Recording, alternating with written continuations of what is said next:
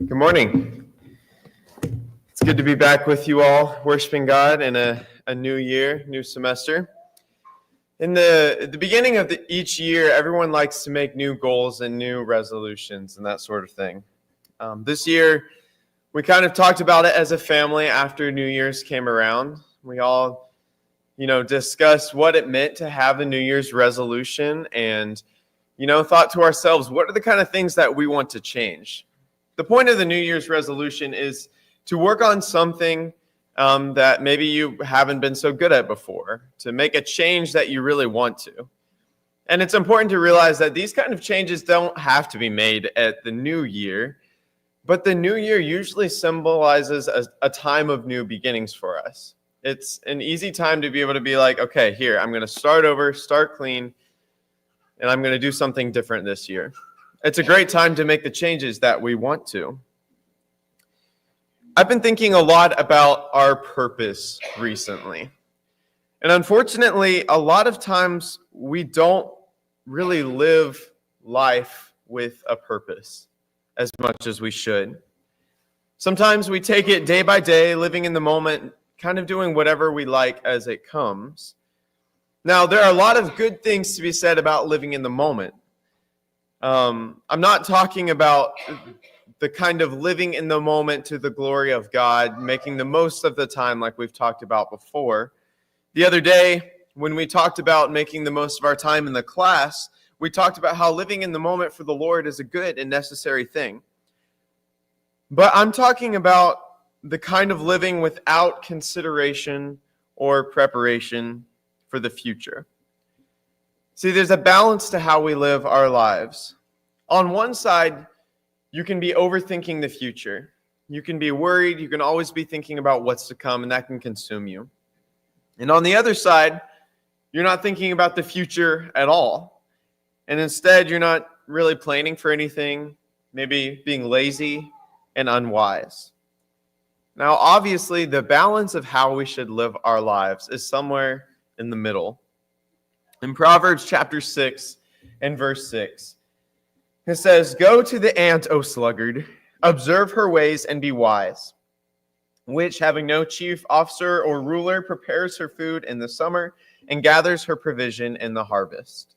This is one of the many times where Proverbs deals with the subject of laziness. This could maybe have to do with the physical preparation that we need to do for the future, but also the mental preparation, thinking about what is to come. And ultimately, preparing for the future means striving for the home that we are all looking for.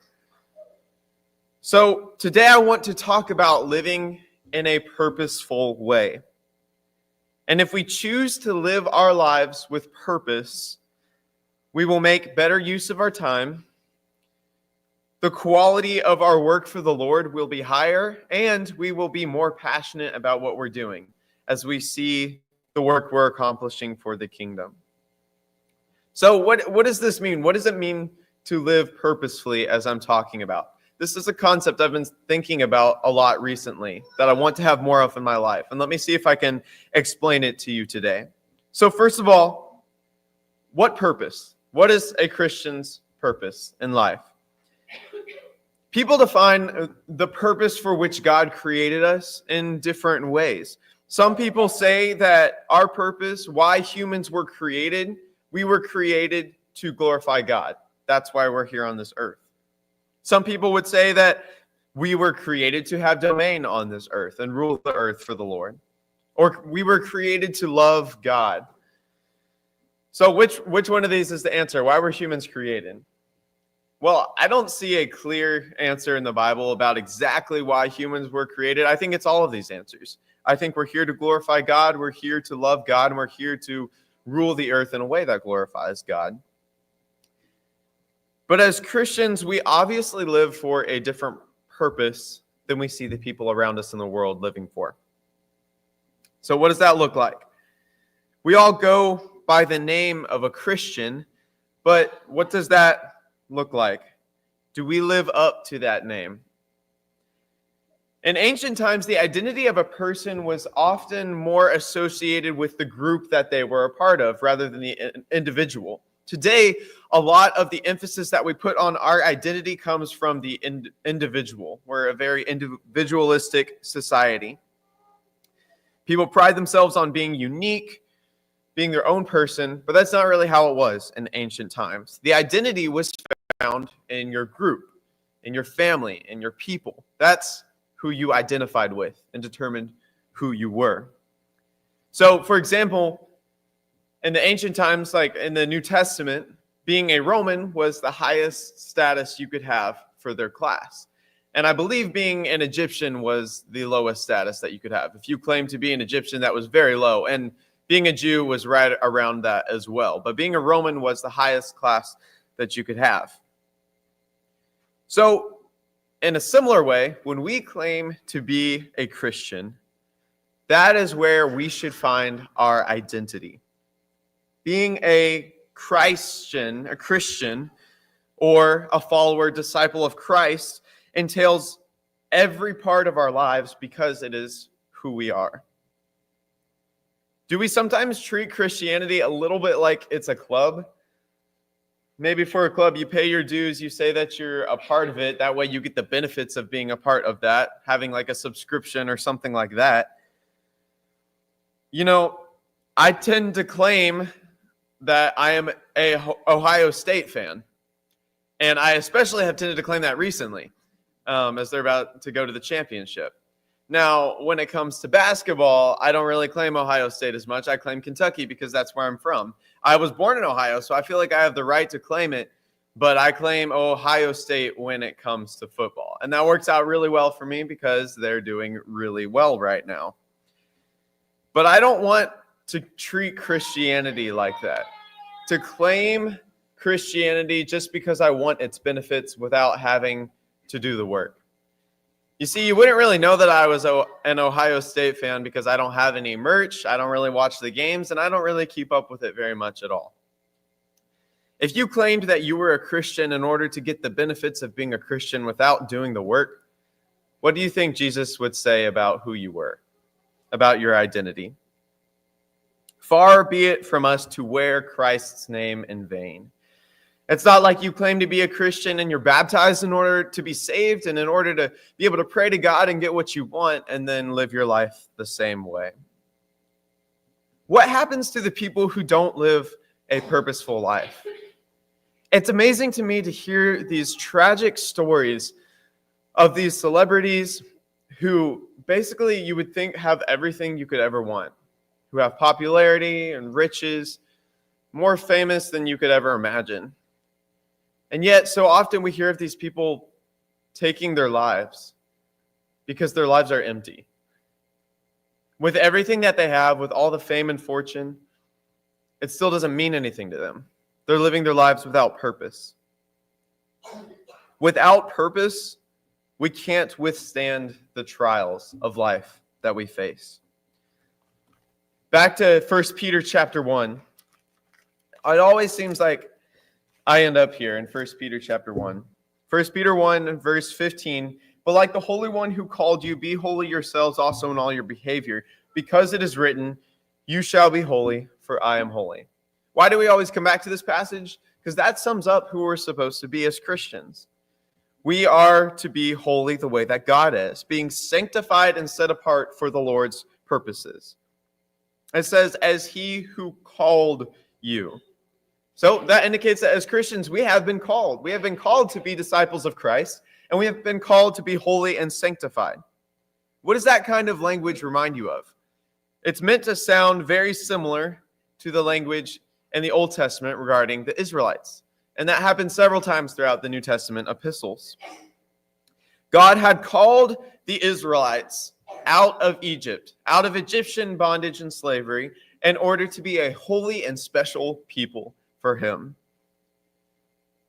Now, the Israelites thought that they were the special people for forever, and God wasn't supposed to love the Gentiles the same way. They thought that they were the people, and they were the special people. But today, we are the special people, Jews and Gentiles, whoever comes to Christ. It's different. It's a more spiritual way of looking at God's kingdom than the Jews realized. So what does it mean to be that holy people? In 1 Peter 2, in verse 9 through 12, it says, and this is originally talking about Israel, talking about us, 1 Peter 2, verse 9, but you are a chosen race, a royal priesthood, a holy nation, a people for God's own possession, so that you may proclaim the excellencies of him who has called you out of darkness into his marvelous light. For you were once not a people, but now you are the people of God. You had not received mercy, but now you have received mercy. So just like the Israelites, we were also called out of bondage. We were called out of a spiritual bondage instead of Egyptian bondage in order to follow God and be his people. And now, like verse 9 says, we show the rest of the world what God is like by living and acting in his grace and his justice and his love and mercy. And we serve as lights to the world. Not just this abstract idea of, oh yeah, we're special because we wear the name Christian, and that's what we claim to be. And because we claim to follow God and acknowledge that he exists, then we're special. It is a blessing and it is a responsibility to wear the name of Christ. And it is a responsibility to live a holy life for the Lord. No longer living for meaningless physical things of the world that don't have any purpose. Things that the rest of the world lives for. But now we have a new purpose, and we are chosen by God to be a light in this world. So let's talk more about ancient Israel. Because sometimes our lives can be tiresome, and it can be hard. In the book of Exodus, the Israelites were enslaved to the Egyptians. They were mistreated, overworked, beaten, and killed at the will of their masters. And they cried out to the Lord through their slavery, and eventually God answered them. And his covenant faithfulness, which he had expressed to Abraham, he extended his loving hand to the Israelites and granted them salvation. As they left Egypt, they faced many trials, temptations, death, and victories, just as we do on our journey to the Promised Land. So the story is a lot like us. We were dying. We were crying out to God for salvation because we had no hope from our sin. And God stretched out his loving hand to us and saved us from bondage, promising us a promised land, an inheritance to come. But in order to obtain that, we had to leave Egypt. We had to leave our sins, our bondage. But the Israelites had a problem. They seemed so joyous in leaving behind their Egyptian bondage, but it didn't last. They couldn't really leave Egypt behind completely. They ultimately kept this problem that they had ultimately kept them from seeing the promised land that God was going to give them. They kept looking back, and they were tempted to go back to the bondage which they wanted to leave so badly. And as crazy as that sounds, we do the same thing all the time. Continuing the analogy of us in Israel, just as we have left Egypt, we keep looking back to the sin that we were freed from. So what's the Egypt in your life? What's the sin? What's the addiction? What's the temptation and behavior that you've been enslaved to? And then Jesus came into your life and you felt so freed and you felt ready to work for the Lord. But then when hard times come, you look back to that sin. To Israel, Egypt looked like a place of bitterness and ruthlessness while they were in bondage there. It was continual slavery. They weren't free while they were in Egypt. And God heard their cry because their bondage rose up to the Lord. And he said, I will bring you out of bondage. I will redeem you. I will take you for my people and I will be your God. And God has said that same thing to us. God has said, I will bring you out of sin. I will redeem you. I will take you for my people and I will be your God. God acted on the promise that he made and brought them to a good land. But then Israel gets in the wilderness. They get in this place that's uncomfortable. They get in this place that's hard. And they become tempted. And all of a sudden they become impatient and they don't want to wait on the Lord's promises and they start losing their trust in the Lord. And because of this, they want to go back to Egypt. Because things were hard and they didn't see the purpose in waiting, they thought that Egypt was going to be better than the wilderness that they were in. When they were afraid of the Egyptians pursuing, when they got stopped at the Red Sea, they were asked, why did we get brought into the wilderness just so we could die here? And then later on in Numbers chapter 11, there's this amazing passage where they start remembering the food that they have in Egypt. It's like they forgot that they were oppressed. They start mentioning all the foods that they had and how awesome it was to be in Egypt, forgetting that they were enslaved there and that they were crying out for years. They were overlooking what God had provided for them in the wilderness. They were overlooking what God had done for them because of their difficulties. And then in Numbers 14, they were afraid of the people in the land. They didn't think that they could go in and take the land for themselves the way that God had promised. They didn't trust God to help them take the promised land. It was in these trials and these temptations, the discontentment, the fear, all of that, in which they decided to turn back to their bondage. Because for some reason in that moment, bondage seemed easier to them than trusting in God. When things get rough and disorienting, the predictability of the past starts looking pretty good because we know what to expect there. Trusting in God, we don't think that we always know what to expect.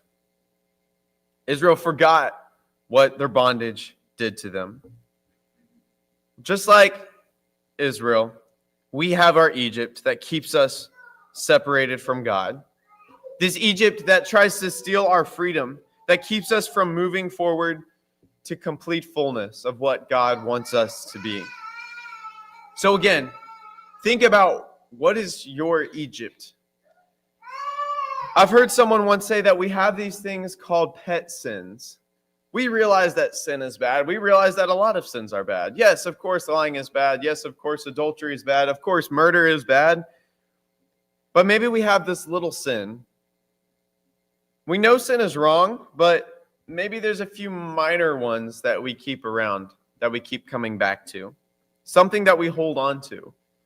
Ones that we just can't let go because we feel like we need them. And when trials and temptations come, those are the ones that we go back to. Why do we keep turning back to Egypt? Why do we keep turning back to the sins that we were supposed to leave behind? Maybe it's because we're forgetting where we're going. Maybe it's because we're forgetting God's promises and everything that he's done for us already, like the Israelites did. And maybe it's because we're forgetting our purpose, to be a holy and special people for the Lord.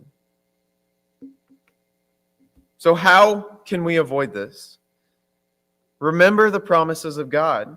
Don't forget his love and his goodness, and don't forget your purpose as the disciple of his and a soldier in his kingdom.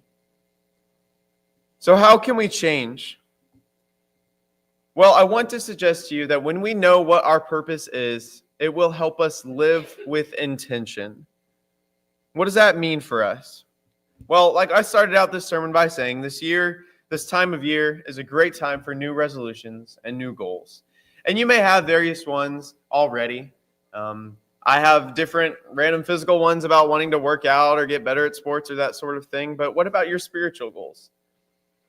What kind of goals do you have about praying and reading and being there for your church family and that sort of thing? So let's talk about this idea of intention. This word intention is one of the most popular words I can think of among young Christians today. A lot of people my age at FC and whatever love to talk about the word intention in any spiritual conversation. And at first I didn't really understand this word, and I wasn't a big fan of it, and I kind of thought it was just a cop-out word to be able to have what people thought were deep conversations. But the more I think about the concept of intention, the more it becomes really important to me. Laziness is one of the struggles in my life, and I'm sure it is for some of you as well.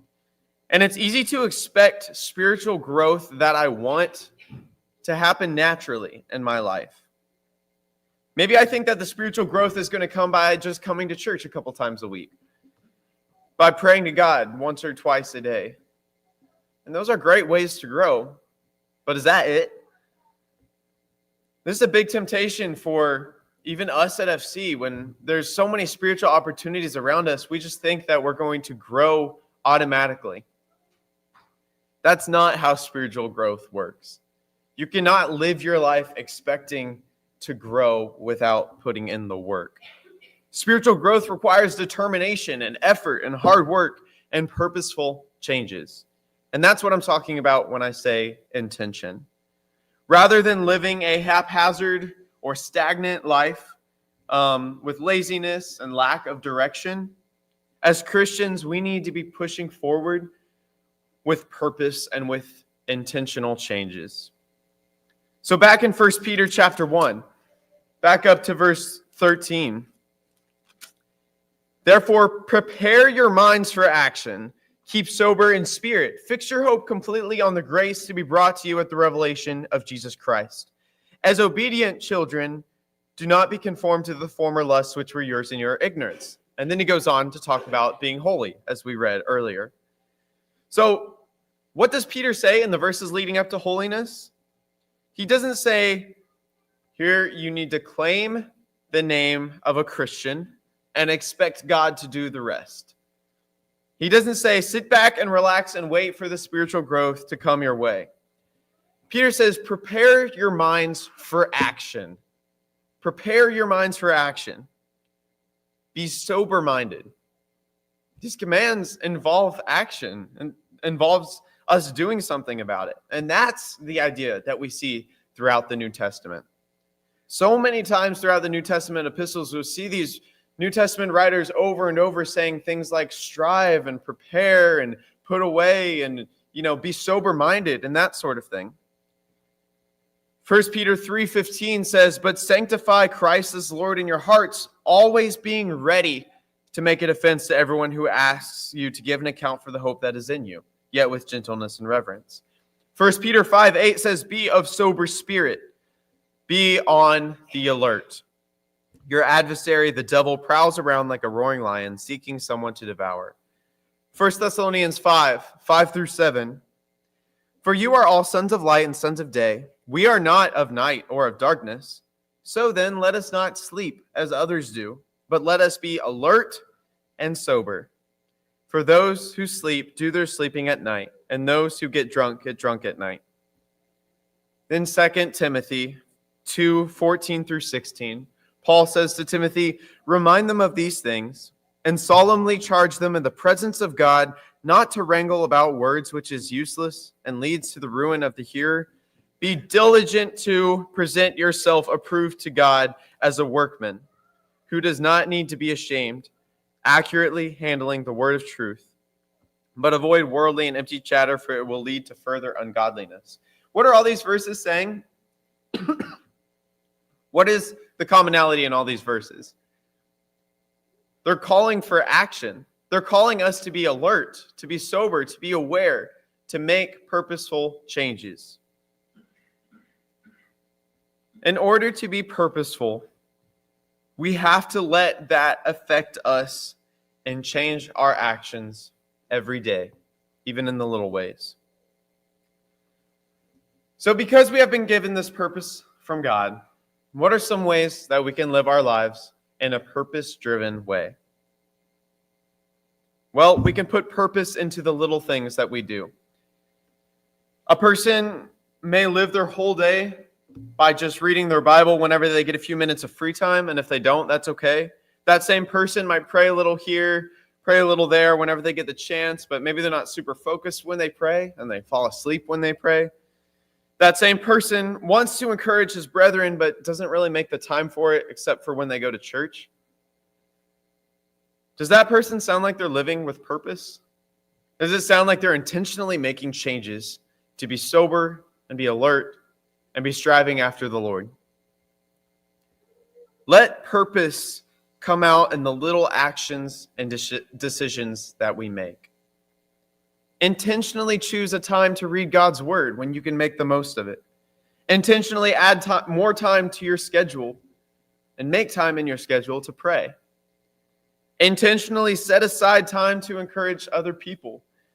Purposefully set boundaries and rules for yourself in order to remain pure. Remember what Peter said to be alert because the devil is around prowling like a lion.